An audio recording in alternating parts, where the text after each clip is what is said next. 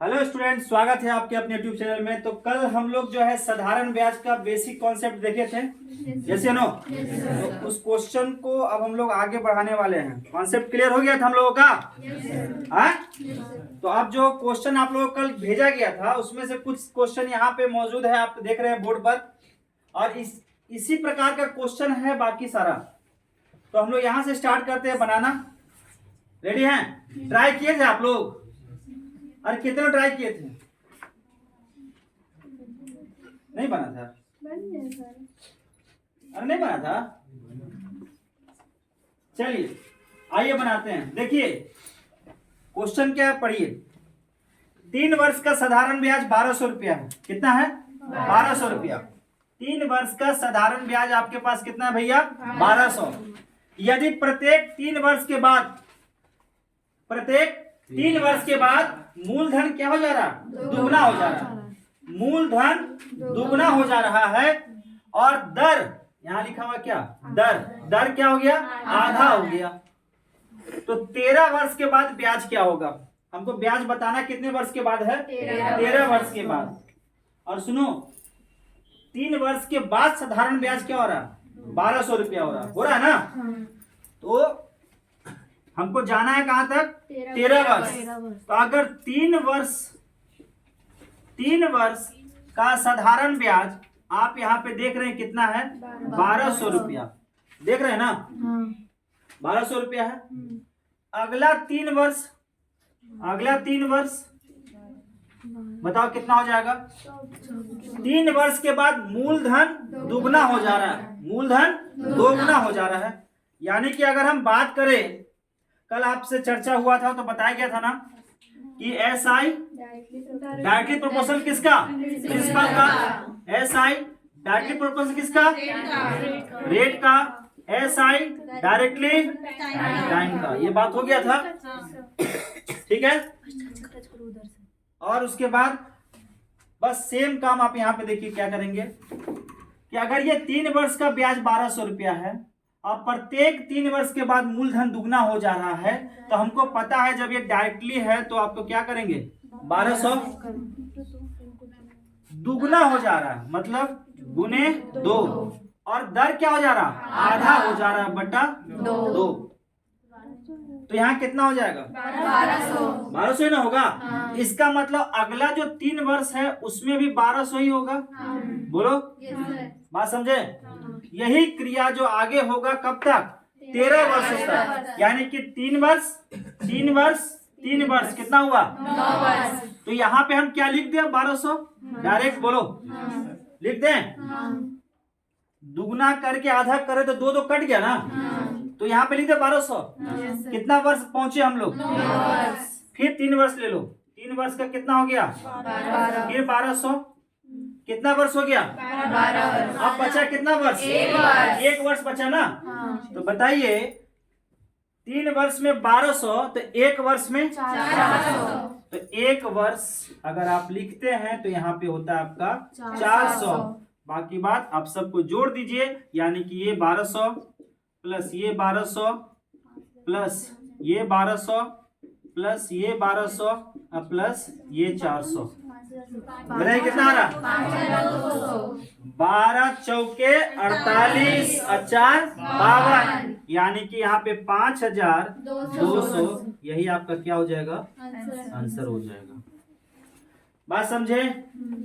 अगला क्वेश्चन क्या कहता है, ध्यान दीजिए इधर पहले। यदि कोई धन पर 5 वर्ष का साधारण ब्याज कितना हो रहा है? 3130 रुपया। यानी कि 5 वर्ष का साधारण ब्याज कितना हो रहा है? 3130 रुपया। यदि अगले 5 वर्ष माने अगला 5 वर्ष के लिए मूलधन को दुगना कर दिया जाए तो डायरेक्टली प्रोपोर्शनल होगा ना? तो बताइए 3130 गुने 2 होगा? क्या आधा हो रहा है यहाँ पे? नहीं हो रहा है ना? तो यहाँ कितना हो जाएगा? 6260। तो 10 वर्ष का बताना है। तो 10 वर्ष देख रहे क्वेश्चन में 10 वर्ष का बताना है कि साधारण ब्याज क्या होगा। तो 10 वर्ष के लिए क्या कर दे, सीधा बताइए। 3130 प्लस 6260 कितना हो जाएगा? 9390। बात समझे? यही आपका उत्तर हो जाएगा। अगला क्वेश्चन यहाँ पे ध्यान दीजिए। यदि किसी धन, ठीक है, यदि किसी धन पर 4 वर्ष का साधारण ब्याज 1600 रुपया है, 4 वर्ष का, तो 4 वर्ष का कितना है साधारण ब्याज? 1600 रुपया। यदि 4 वर्ष बाद मूलधन को दुगना कर दिया जाए, 4 वर्ष के बाद 4 वर्ष के बाद मूलधन को यानी कि 1600 गुने 2 कर दिया जाए, तो 8 वर्ष के बाद साधारण ब्याज क्या होगा? तो यहाँ पे 1600 आ गया और यहाँ पे 3200 आ गया, यानी कि यहाँ पे हो गया 4800। यही आपका क्या हो जाएगा? उत्तर हो जाएगा, यानी कि यही आपका साधारण ब्याज हो जाएगा। और ये कितने वर्ष के बाद हो जाएगा? 8 वर्षों के बाद हो जाएगा। उसके बाद इस क्वेश्चन को आइए, 4 वर्ष का साधारण ब्याज कितना है? 1200। 4 वर्ष का साधारण ब्याज कितना है? 1200। यदि प्रत्येक 4 वर्ष के बाद मूलधन को दुगना कर दिया जाए, प्रत्येक 4 वर्ष के बाद, यानी कि अगला 4 वर्ष के बाद हम लोग मूलधन को क्या कर रहे हैं? मूलधन को क्या कर रहे हैं भाई? दुगना कर रहे हैं। और दर को आधा यानी कि बट्टा 2, तो 8 वर्ष के बाद साधारण ब्याज बताइए क्या हो जाएगा? तो 2400। यहाँ ये कट गया ना, तो यहाँ तो बचा 1200 और ये 1200 जोड़ दीजिए, कितना आ रहा है? 2400। बात समझे? यही आपका उत्तर हो जाएगा। नोट डाउन कीजिए, चलिए नोट डाउन कीजिए।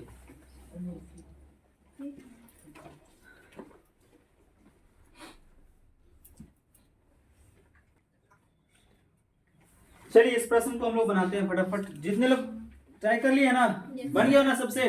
चलिए आइए आगे देखते हैं इसमें फटाफट। 4 वर्ष का साधारण ब्याज कितना है? 1200। यानी कि 4 वर्ष का अगर साधारण ब्याज आपका कितना है? 1200। और प्रत्येक 4 वर्ष के बाद मूलधन को दुगना कर दिया जा रहा है, यानी कि हर 4 वर्ष के बाद मूलधन को यानी कि 1200 गुने 2 और दर को क्या कर दिया जा रहा है? आधा, यानी बट्टा क्या कर दो? 2। और ये हर 4 वर्ष के बाद हो रहा है, ये हर 4 वर्ष के बाद हो रहा है। तो हमको पूछा गया कि 17 वर्ष के बाद साधारण ब्याज क्या होगा? तो 17 वर्ष के बाद, तो 4 वर्ष 16 वर्ष, मतलब 4 बार लिखेंगे तो 16 हो गया। और तो 12 चौके 48, 12 चौके 48 और 1 वर्ष का ले लीजिए 3, 48 और 3 51, तो सीधा आप लिख दीजिए 5100 आपका क्या हो जाएगा? आंसर हो जाएगा। बात समझे? समझ में आया? अरे 4 वर्ष का 1200, तो ये कट ना गया? ये कट गया, तो अगला 4 वर्ष का भी 1200 और अगला 4 वर्ष का भी 1200, फिर अगला 4 वर्ष का भी 1200, तो 16 वर्ष हुआ। 16 वर्ष में 4800 और बचा 1 वर्ष, 1 वर्ष का 400, 300, 1 वर्ष का 300, तो 48 और 3 5100। तो ये आपका उत्तर हो जाएगा, है ना? लेकिन इसको बना लेते हैं ना फटाफट। तो 4 वर्ष, फिर आ जाइए 1200 गुने 2/2, फिर 4 वर्ष, या जो ये 1200 गुने 2/2, 4 4 8 4 12 16, फिर 1 वर्ष, 1 वर्ष का कितना हो जाएगा? 300। ये काट दीजिए, तो यहाँ 1200, यहाँ 1200, यहाँ 1200, यहाँ 1200, 12 चौके 48 और 3 5100। यही आपका क्या हो जाएगा? उत्तर हो जाएगा। ठीक है, चलिए अगला क्वेश्चन क्या है? बन गया था ये क्वेश्चन सबसे? चलिए देखिए, यदि कोई धन 5 वर्ष का साधारण ब्याज कितना? 4448। 5 वर्ष के लिए कितना है भैया इसका? 4448। यदि अगले 5 वर्ष के लिए मूलधन में 2 गुना कर दिया जाए, यानी 5 वर्ष मूलधन में केवल क्या किया जा रहा? 2 गुना। 4448 गुने 2, क्या दर आधा हो रहा है यहाँ पे? नहीं ना हो रहा है, तो सीधा गुना कीजिए। यहाँ पे लिखिए 6, यहाँ पे लिखिए 9, यहाँ पे 8 और यहाँ पे 8, और इस दोनों को क्या कर दिए? जोड़ दीजिए। कितना आ रहा है ये?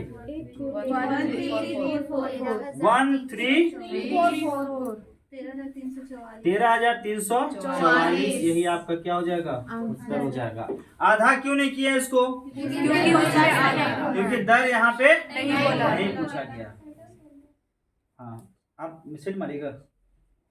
जाइए, ठीक है, क्लियर है। चलिए अब आगे आते हैं। देखिए आप ध्यान सुनिएगा, जब भी प्रश्न में आपका साधारण ब्याज बराबर होता है ना, जब भी प्रश्न में अगर आपका साधारण ब्याज बराबर हो और आपको क्या पूछ दिया जाए,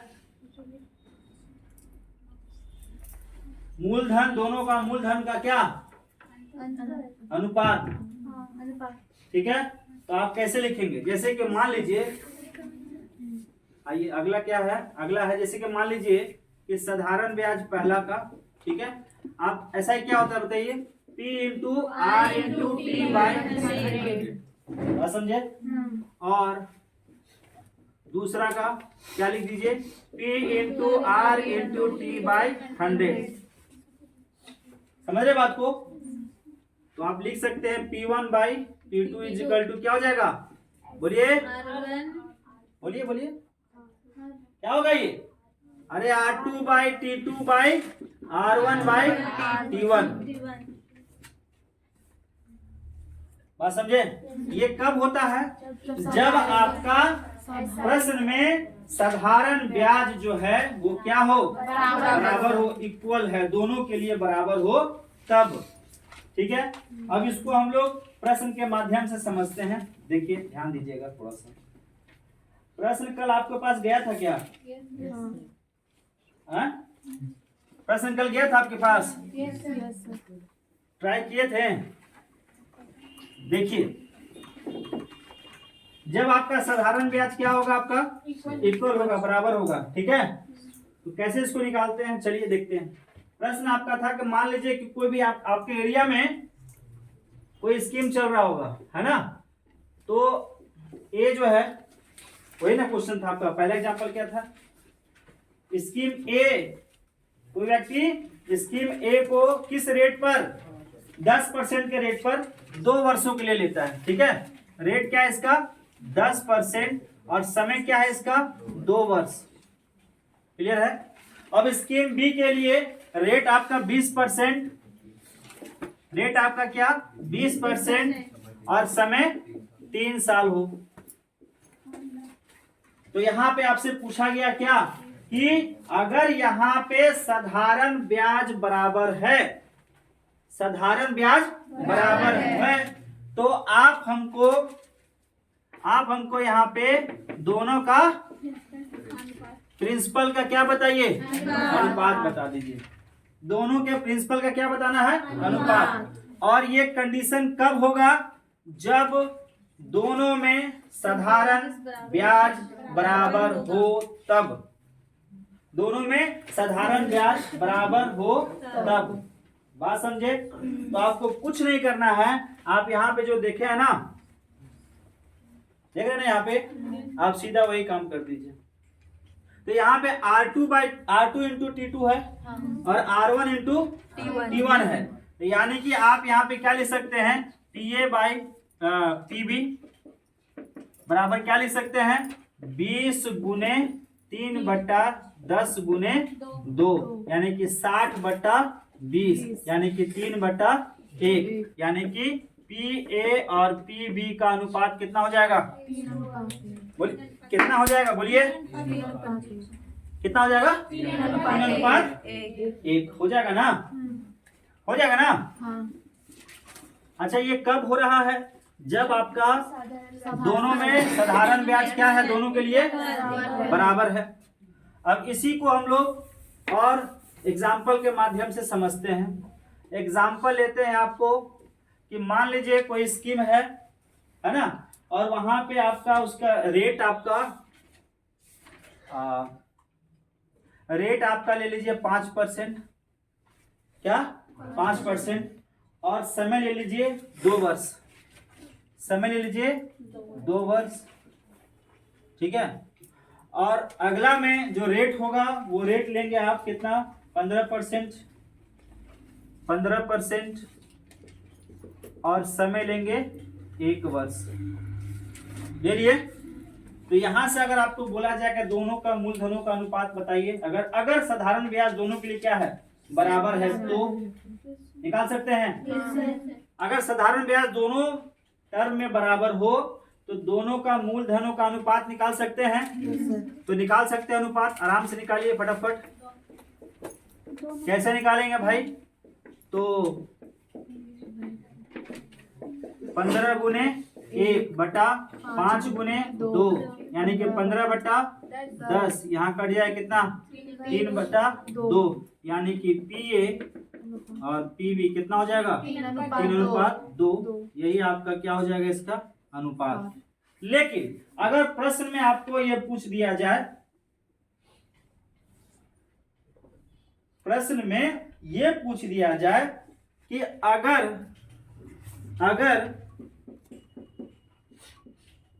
कुल मूलधन 30,000 रुपया है, कितना? 30,000 रुपया है, तो स्कीम बी का मूलधन ज्ञात करें। तो भैया अगर मूलधन आपका 30,000 रुपया है, मूलधन और भी क्या कुल मूलधन कितना है? 30,000। तो स्कीम बी का मूलधन, केवल स्कीम बी का मूलधन बताना है। स्कीम ए का रेट क्या था? 5%, समय 2 वर्ष। स्कीम बी का रेट क्या था? 15%, समय 1 वर्ष। तो हमको इस जनाब का बताना है ना, स्कीम बी का हमको बताना है क्या?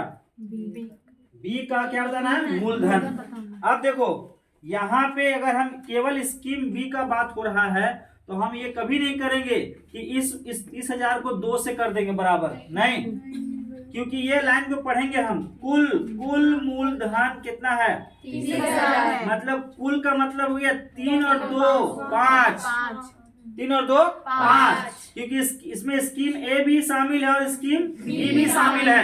तो आप यहाँ लिखेंगे 5 के बराबर कितना? 30,000। नीचे दिख रहा?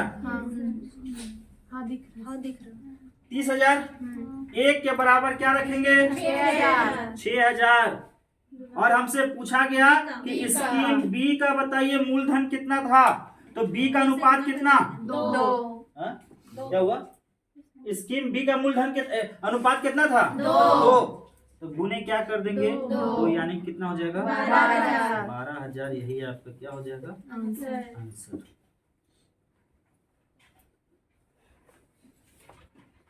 अगर मान लीजिए एक और एग्जांपल लेते हैं, कोई स्कीम चल रहा है, स्कीम ए जो है, स्कीम ए का रेट अगर हम आपसे ले लेते हैं, ध्यान दीजिए पहले 15% और समय दे दिया आपको हम 2 वर्ष, 10% तक।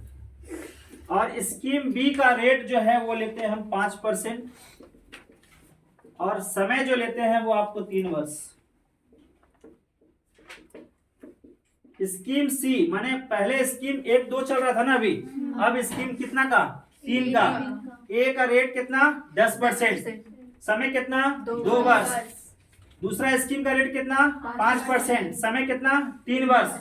अगला का लेते हैं हम लोग 6% और समय 2 वर्ष, और समय कितना? 2 वर्ष।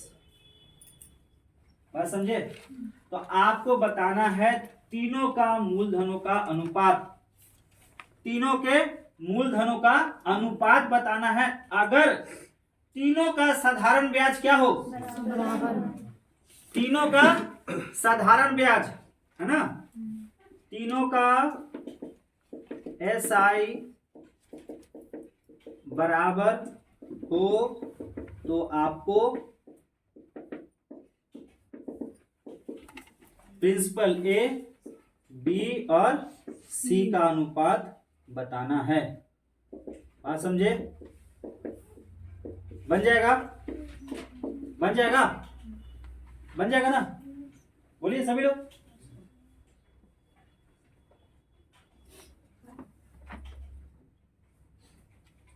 बनेगा? क्या करना है देखिए, आइए सीखिए। यहाँ पे लिख दिए। रेट क्या था इसका बताइए? 10। इसका रेट क्या था? 5। इसका रेट क्या था?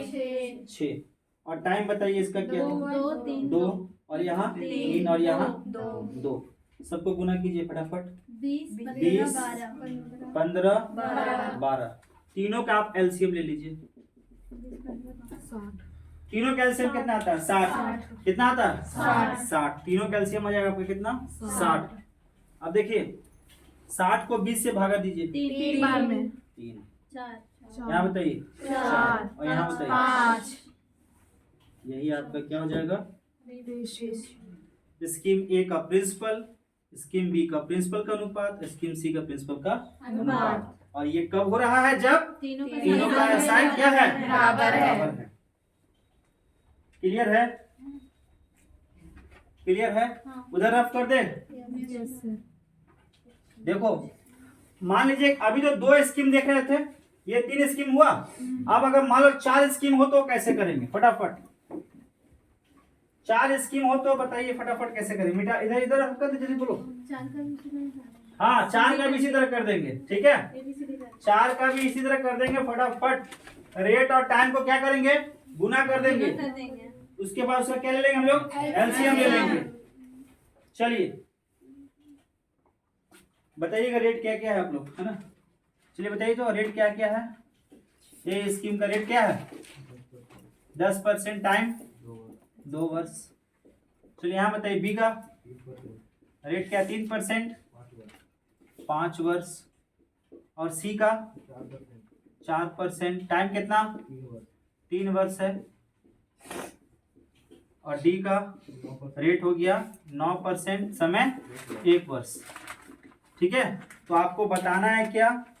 प्रिंसिपल सभी का बताना है ना। प्रिंसिपल ए का अनुपात, प्रिंसिपल बी का, है ना, बी का प्रिंसिपल, फिर सी का और डी का, तीनों का बताना है क्या? अनुपात। कब? जब आपका सभी का साधारण ब्याज क्या है? साधारण ब्याज बराबर है। ठीक है, सभी का साधारण क्या है? बराबर। तो क्या करेंगे फटाफट हम लोग फटाफट लिखेंगे ए बी सी और डी। और रेट क्या होगा? रेट क्या क्या है? रेट है 10, 3, 4 और यहाँ पे 9। और यहाँ पे टाइम क्या हो जाएगा? टाइम क्या हो जाएगा? 2, 5, 3 और 1। गुना कीजिए 20, यहाँ 15, यहाँ 12 और यहाँ 9। बात समझे? सभी का एलसीएम लेंगे हम लोग। 20, 15, 12 और 9 का जो आप एलसीएम लेते हैं तो इसका एलसीएम हो जाएगा 180। कितना? 180 इसका एलसीएम हो जाएगा। काटिए इसको। यहाँ 9 आएगा, है 9 आएगा। तो आप पी ए क्या लिखेंगे? 9। चलिए बताइए इसका कितना आ रहा है? कितना आ रहा है? 12। और यहाँ बताएंगे 15 और यहाँ बताएंगे कितना? 20। तो आपका उत्तर 9, 12, 15 और 20 यही हो जाएगा। ठीक है,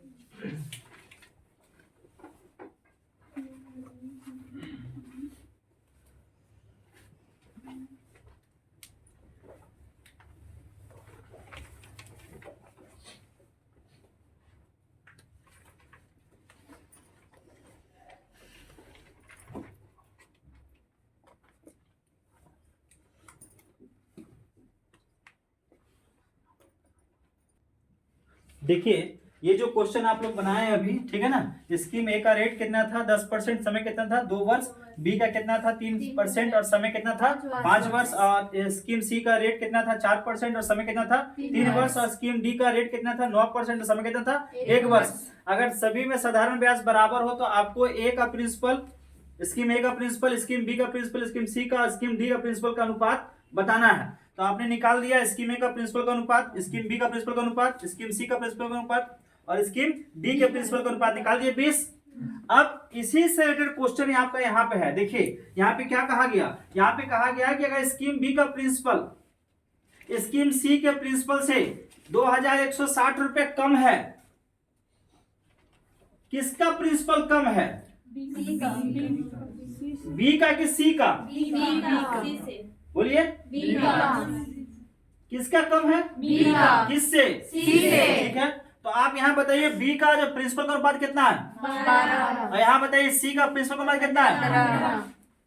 अंतर कितना हो गया दोनों का? 30। अंतर क्यों ले रहे हैं? क्योंकि कम है ना। हाँ। ये कम, इससे 2600 क्या है? कम है। तो प्रिंसिपल बी के प्रिंसिपल और प्रिंसिपल सी का प्रिंसिपल का अनुपात कितना हो गया? 3। अनुपातों का अंतर कितना हो गया? 3। तो 3 के बराबर क्या लिख दीजिएगा? 2160। 1 के बराबर क्या हो जाएगा? 720। तो बी के प्रिंसिपल का ए के प्रिंसिपल से अंतर बताइए। बी का प्रिंसिपल का ए के प्रिंसिपल से क्या बताना है? अंतर बताना है। यानी कि फिर हम लोग बी के प्रिंसिपल का ए के प्रिंसिपल से अंतर बताना है। तो इस दोनों का क्या लेंगे हम लोग? अंतर कितना हो गया? 11 होगा ना अंतर। तो गुना क्या कर दे? 11। गुना क्या कर दे? यहाँ कितना हो जाएगा भाई? कितना? 7920। यही आपका क्या हो जाएगा? उत्तर हो जाएगा। अगर मान लीजिए स्कीम ए किस रेट पर? 16.1/2, समय कितना? 3 वर्ष।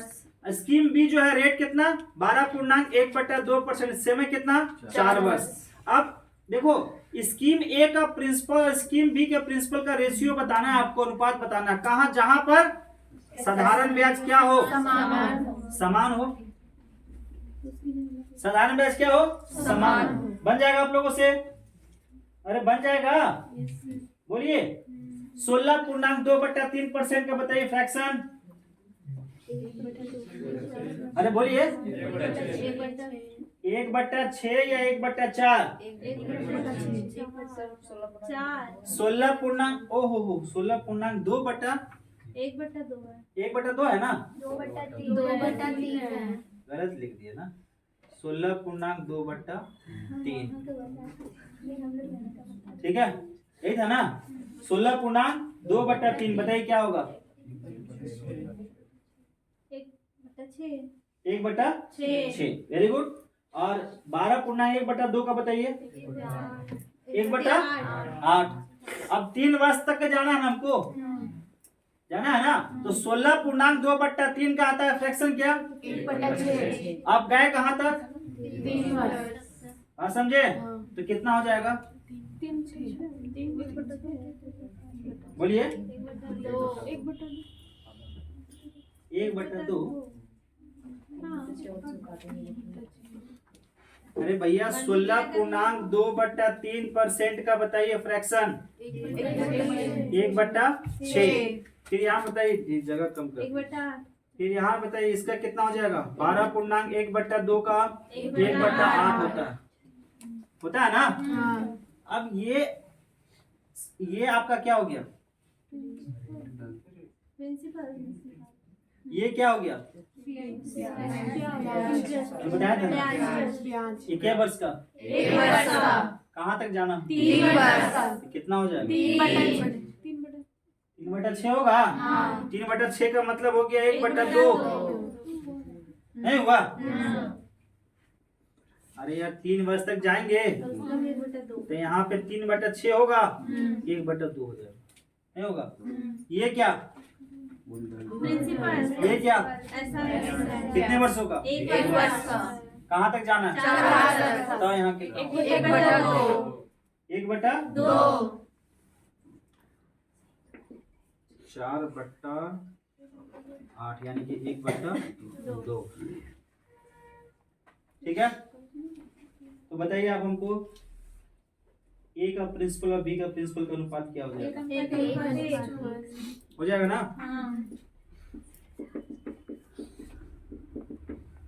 ये आपका। अरे ये 4 कैसे आए, समझ में आया? ये आपका 1 वर्ष का है। यहाँ जाना कहाँ तक? 4 वर्ष तक। चलिए लास्ट वाला क्वेश्चन देखिए। चलिए 8.1/3 का फ्रैक्शन क्या होता है? 8 पूर्णांक 1/3 का होता है 1/12। अगला बताइए 16 पूर्णांक 2/3 का होता है 1/6। ये 12 क्या आपका मूलधन है ना। समय कितना, ये 1 होता है आपका 1 साल का। तो बताइए 3 वर्ष का कितना हो जाएगा 3/12 यानी कि 1/4। चलिए यहाँ बताइए ये मूलधन, ये ब्याज 1 वर्ष का, तो 5 वर्ष का कितना हो जाएगा 5/6। क्लियर है।